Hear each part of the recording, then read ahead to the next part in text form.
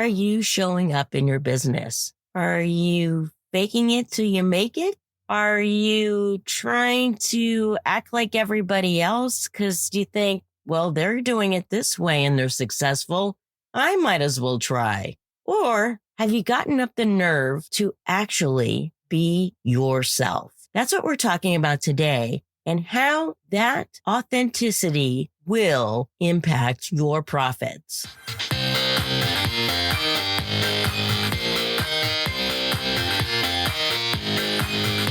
Welcome to Get the Balance Right, a podcast for creative rebels, freaks, misfits, and geeks tired of working for the man. If you want to monetize your talents through media creation and production, then this podcast is for you. Whether you're just starting out, have a side hustle, or want to take your business to the next level, this podcast will help you profit from your superpowers. I'm your host, Heather Zeitzwolf, longtime vegan, Gen Xer, cat mom, drag queen enthusiast, and collector of weird dolls and lunchboxes. By using my professional background in business, marketing, design, and finance, I will help you move from passion to profits. If you're ready to crush your fears, take action, and do things scrappy, then together, let's get the balance right. Hey, I'm Heather Zeitzwolf, and this is Get the Balance Right podcast. This is a special week. So we're going to have short form podcast that is around profits all week, giving you key things that you can work on to increase the profits in your business. The first one is authenticity. So I want to give you a little backstory. I'm going to be going to FinCon, which is a conference for financial bloggers and podcasters. I've never been before. This is going to be my first time. And the whole reason why I thought about this idea to talk about authenticity was because I want to just lay something out on the table for myself about me stepping into my authenticity. It has really helped my business for me to embrace who I am. I'm wacky, I'm weird, I'm a nerd, got crazy hair, I like dolls, I'm into veganism, like all that stuff is part of me, my quote unquote brand. I know that I'm smart and I happen to be extremely goofy too. There's nothing wrong with that. That's who I am. And if people want to do business with me, they know that's who they're doing business with. So this idea that came to me in the shower the other day. I thought about when I go to FinCon, how I want to dress in a costume. Now, FinCon is for financial professionals. For the most part, they tend to be, suit and tie kind of people. I don't know about the people at FinCon because I've never been before. And I've met some of the people that will be there. They don't seem like the suit and tie kind of people. But I'm just talking traditionally, money gurus, that sort of thing. They usually have more buttoned down kind of appearance.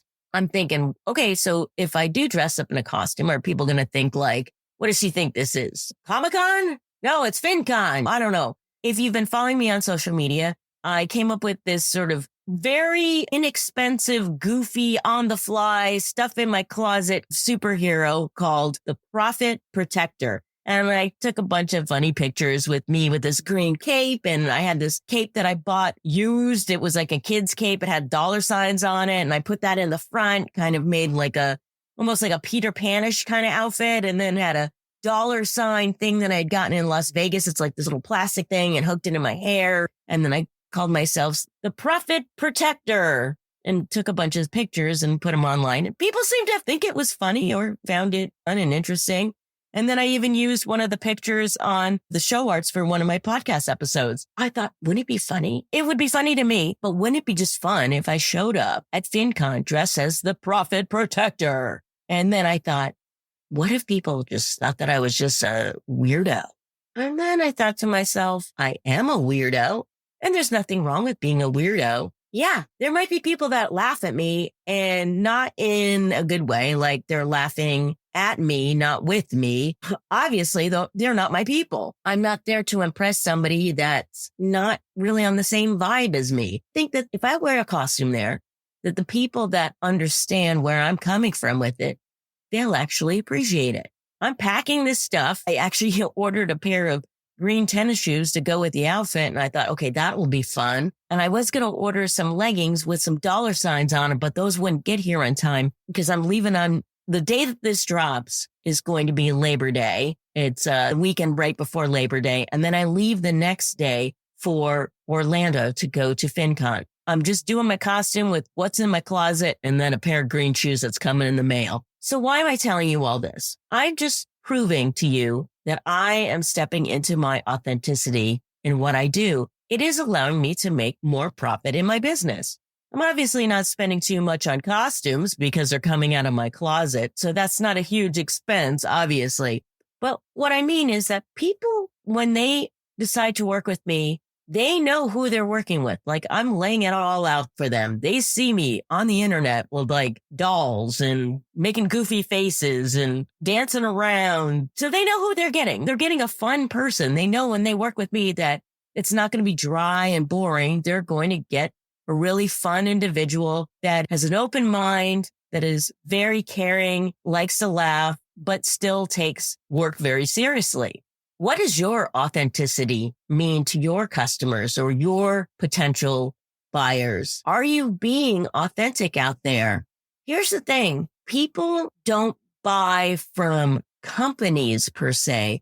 They buy from a feeling, a vibe, some sort of like this brand. It's almost like this intangible thing where people have a feeling that comes over them when they think of a brand. So when people think of my brand, maybe they think like, she's a weirdo, or they think she's really fun. I want to work with her. What I'm saying to you as an entrepreneur is please step into your authenticity. And we've talked about that in this show before, and you can go back and listen to some other episodes where I talk about that. And in the show notes, I will have links to those other shows where we talked about authenticity.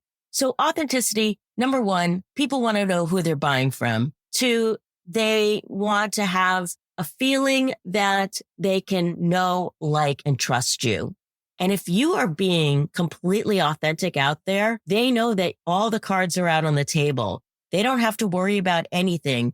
You're not going to like turn out to be like some deceivious person, like the sleazy sales guy that's all like nice and friendly. And then when you buy from him and you have a problem, he never calls you back. No, because you're being upfront about who you are.